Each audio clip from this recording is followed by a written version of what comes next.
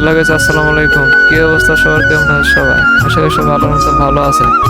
তো আজকে আমি গেছিলাম তারা সিলভার কারখানাতে।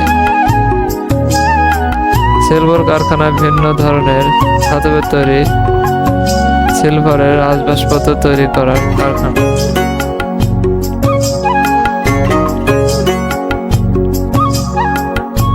যেখানে হাতের বা মেশিনের রূপার জিনিস, বাসনপত্র, গয়না তৈরি করা হয়।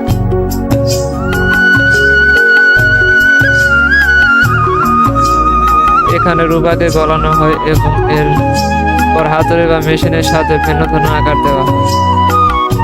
অনেক সময় এখানে কর্মবয়সী কিশোরীরা কাজ করে।